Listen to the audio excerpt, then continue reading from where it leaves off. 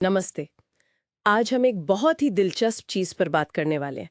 दुनिया के दो सबसे जरूरी अनाज, चावल और गेहूं, और कैसे इनकी खपत आप देखें तो दुनिया को, खासकर एशिया को, दो हिस्सों में बांट सी देती है। इसे लोग अक्सर ब्रेड चावल सीमा भी कहते हैं। हमारे पास जो जानकारी है वो इसके भूगोल, इतिहास और संस्कृति की काफी गहराई में जाती है। तो आज कोशिश करते हैं कि इस पूरी कहानी की मुख्य बातें समझी जाएं। बिल्कुल। और ये सिर्फ ये नहीं है कि लोग क्या खाते हैं, ये उससे भी जुड़ा है कि ये उनकी पहचान कैसे बनाता है, उनका समाज, यहाँ तक कि उनकी सेहत भी। हम देखेंगे कि मौसम, खेती के तरीके और इतिहास, इन सब के बीच का जो जटिल रिश्ता है वो कैसे ये पैटर्न बनाता है। हाँ, ये वाकई दिलचस्प है। तो चलिए दुनिया से शुरू करते हैं। चावल ज्यादातर कहाँ खाया जाता है? देखिए, चावल का दबदबा तो एशिया में है। मतलब दुनिया की 90% से ज्यादा खपत यहीं होती है। और इसके अलावा उप सहारा अफ्रीका और लैटिन अमेरिका के कुछ हिस्सों में भी ये मुख्य भोजन है। अगर आप दक्षिण पूर्व एशिया देखें, जैसे म्यांमार, बांग्लादेश, वहां तो प्रति व्यक्ति खपत सबसे ज्यादा है। सोचिए, साल में 250 किलो से भी ज्यादा। 250 किलो? जी ये तो बहुत ज्यादा है। हाँ, वैश्विक औसत से कहीं ज्यादा। चीन और भारत अगर कुल मिलाकर देखें तो सबसे ज्यादा खाते हैं, पर क्योंकि आबादी इतनी ज्यादा है तो प्रति व्यक्ति औसत उतना नहीं दिखता, मध्यम है। तो अच्छा, जी, तो ये तो हुई चावल की बात। और गेहूं? गेहूं का दबदबा कहाँ है? गेहूं आपको मुख्य रूप से मिलेगा उत्तरी अफ्रीका, पश्चिमी एशिया, मध्य एशिया और यूरोप में। एक क्षेत्र है जिसे CWANA कहते हैं, सेंट्रल और वेस्ट एशिया और नॉर्थ अफ्रीका। वहां दुनिया में प्रति व्यक्ति गेहूं की खपत सबसे ज्यादा है, मतलब करीब करीब 200 किलो सालाना। ट्यूनिशिया, अल्जीरिया जैसे देश इसमें सबसे आगे हैं। तो इसी से जुड़ी है वो ब्रेड चावल सीमा जिसकी हम बात कर रहे थे, खासकर एशिया में। ये असल में है क्या? ये क्या दिखाती है? हाँ, ये एक तरह का ट्रांजिशन जोन है, एक संक्रमण क्षेत्र, जो मोटे तौर पर मौसम और ऐतिहासिक खेती के जो पैटर्न है उनको फॉलो करता है। ये दक्षिण पूरब और दक्षिण एशिया के चावल प्रधान इलाकों को पश्चिम और मध्य एशिया के गेहूं प्रधान इलाकों से अलग करता है। जैसे पूरब में म्यांमार, बांग्लादेश, वियतनाम है। और पश्चिम में पश्चिम में आप जाएं तो अफगानिस्तान है, ईरान, तुर्की। यहाँ गेहूं कहीं ज्यादा खाया जाता है चावल के मुकाबले। आंकड़े भी यही दिखाते हैं। जैसे अफगानिस्तान में लगभग 157 किलो गेहूं बनाम सिर्फ 32 किलो चावल प्रति व्यक्ति।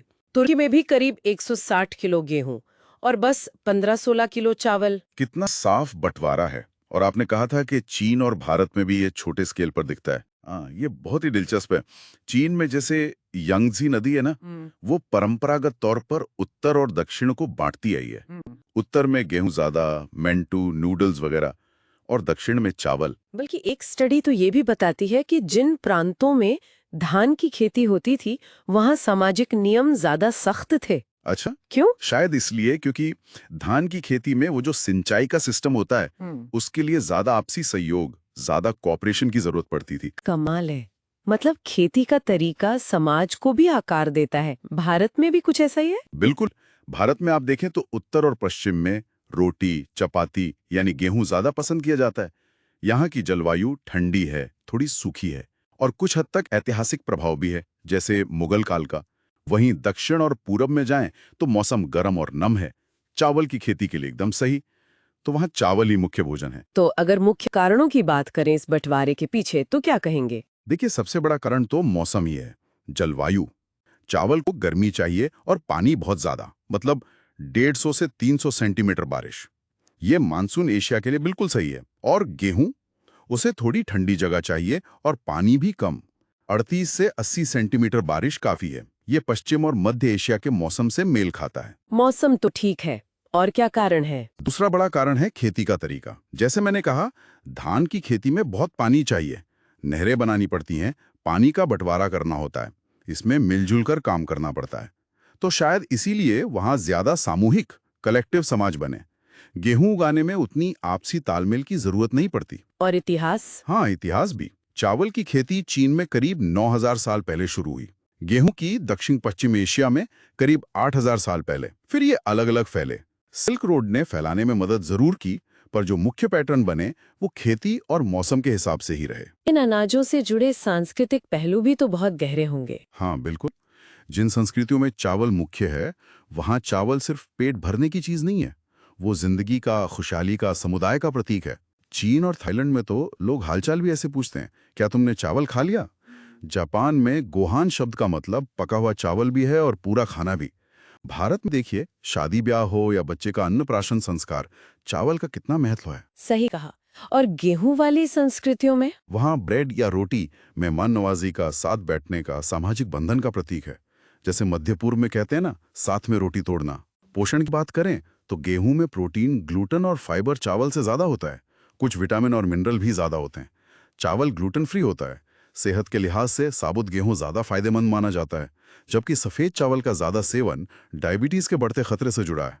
हाँ, ब्राउन राइस फिर भी बेहतर है सफेद से। तो ये सदियों पुरानी सीमा क्या आज के जमाने में मतलब कुछ बदल रही है? हाँ, बदल तो रही है कुछ हद तक, खासकर शहरों में।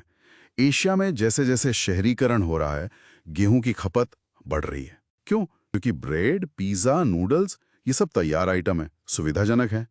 और साथ ही चावल की खपत कम हो रही है, खासकर नई पीढ़ी में। आमदनी बढ़ने से भी लोग दूसरी चीजें आजमा रहे हैं। फास्ट फूड का चलन भी है। लेकिन हाँ, गाँव में जाएं तो ये पारंपरिक बंटवारा अभी भी काफी हद तक वैसा ही है। तो कुल मिला के हमने ये देखा कि ये चावल और गेहूं का बंटवारा सिर्फ खाने की आदत नहीं है, ये तो मौसम, इतिहास, खेती और गहरी सांस्कृतिक पहचान का एक पूरा जाल है। बिल्कुल। और हाँ, ग्लोबलाइजेशन और शहरीकरण से बदलाव आ रहे हैं, पर ये पैटर्न फिर भी काफी मजबूती से टिके हुए हैं। ये भी याद रखना चाहिए कि ये कोई पत्थर की लकीर नहीं है। ये एक स्पेक्ट्रम जैसा है। कई इलाके हैं, जैसे मध्य भारत या ईरान, जहां दोनों का अच्छा खासा मिश्रण मिलता है। हाँ, ये जरूरी बात है। और जाहिर है भविष्य में जलवायु परिवर्तन, पानी की कमी, खाद्य सुरक्षा, ये सब चुनौतियां इस बंटवारे पर और असर डालेंगी। देखना होगा कैसे। बिल्कुल। और अंत में एक सवाल सोचने के लिए छोड़ सकते हैं। जैसे जैसे दुनिया और जुड़ रही हैं और पर्यावरण की चिंताएं भी बढ़ रही हैं, तो क्या हम वापस पारंपरिक खानपान की तरफ लौटेंगे, या फिर ये जो सुविधा वाले ग्लोबल ट्रेंड्स हैं, ये इन पुरानी विभाजनों को हमेशा के लिए बदल देंगे? इस पर सोचना वाकई दिलचस्प है। बहुत दिलचस्प। अगर आपको भी ये चर्चा जानकारीपूर्ण लगी तो कृपया लाइक करें, नीचे टिप्पणी करें और हमारे चैनल को सब्सक्राइब करना ना भूलें।